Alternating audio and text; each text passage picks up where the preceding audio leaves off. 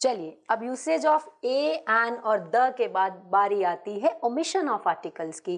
There are so many cases where we are not suppose to use any article. Language में कुछ articles को लेके restrictions भी हैं, हम जस्ट फ्री हैंड से कहीं भी ए, एन और द का इस्तेमाल नहीं कर सकते। तो उन्हीं रिस्ट्रिक्शंस में से बहुत सारी इंपॉर्टेंट रिस्ट्रिक्शंस या ऑलमोस्ट सारी ही रिस्ट्रिक्शंस हम इस सेशन में या इसी आर्टिकल्स की क्लास में क्लियर करते हैं। तो पहली रिस्ट्रिक्शन क्या है हमारी? बोथ और ऑल। देखिए बीच में ऑब्लिक का निशान है, मतलब बोथ और ऑल के बाद जो भी नाउन आएगा उस नाउन के पहले आर्टिकल द कभी नहीं आना चाहिए। जैसे मैंने लिखा बोथ द बॉयज या फिर ऑल द गर्ल्स, तो ये हो गया बोथ, ये हो गया ऑल, ये हो गया उनके बाद आने वाला नाउन। तो हमारा फॉर्मूला क्या कहता है? देखिए द को सर्कल करके क्रॉस का निशान लगा है।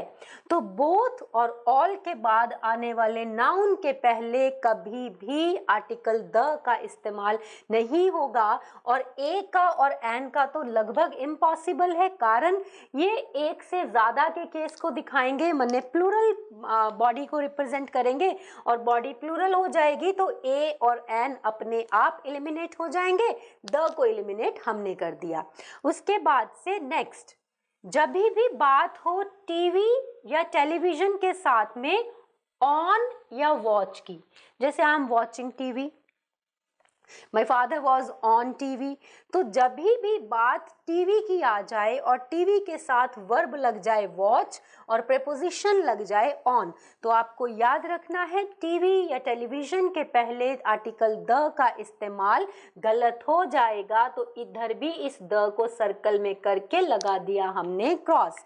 एग्जाम्पल लिखी है, Ram is watching the television, I saw him on the TV, दोनों में ही द को काट दिया गया है। अब इस तरफ देखिए, type of, kind of, sort of, variety of, post of, in words के बाद कभी भी आर्टिकल नहीं आएगा। याद रख लीजिए, इनके बाद कभी भी आर्टिकल नहीं आना चाहिए। एग्जाम्पल लिखिए, this type of a man is not liked by me, और ए को सर्कल लेके काट दिया है मैंने। उसके बाद फोर्थ पॉइंट में हमने लिखा है school, college, university, jail, temple, court या फिर मार्केट।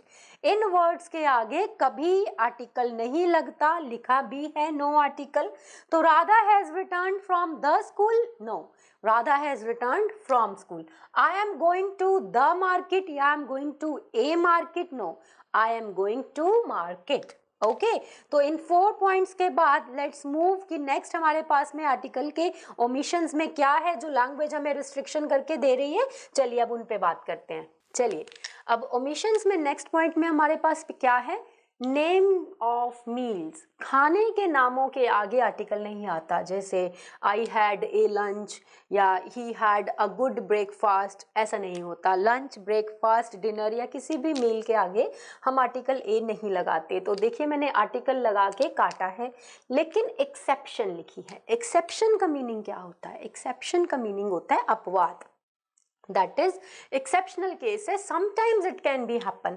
तो जब आप खाने की किसी भी ब्रांच को, लंच को, ब्रेकफास्ट को या डिनर को किसी पर्टिकुलर सिचुएशन में या किसी पर्टिकुलर ओकेजन में बोल दोगे तो आप उसके साथ आर्टिकल ए लगाओगे।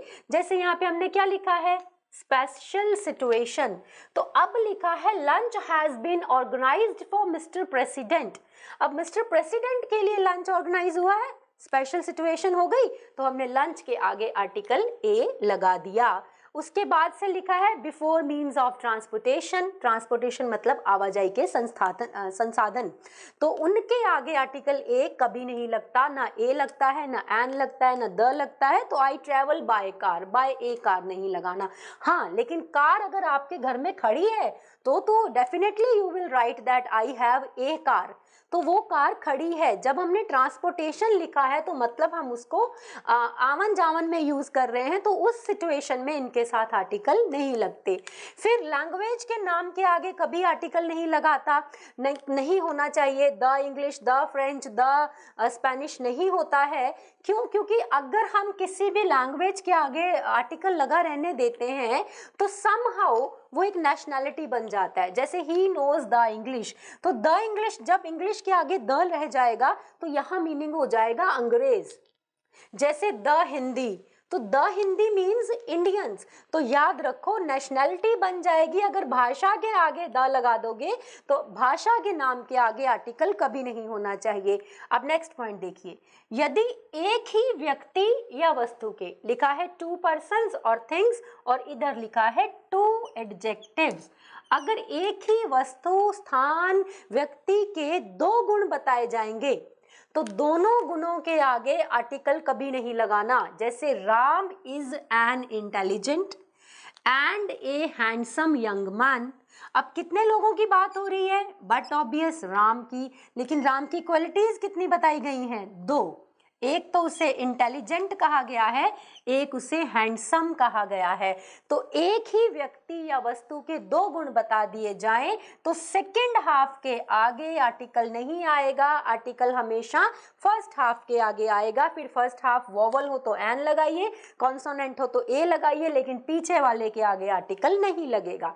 लास्ट पॉइंट, प्रॉपर नाउन के आगे कभी आर्टिकल नहीं आता है। Mister Hawkins was a great scientist. Mister Hawkins एक प्रॉपर नेम है। Delhi is the capital of India, Delhi एक प्रॉपर नाम है।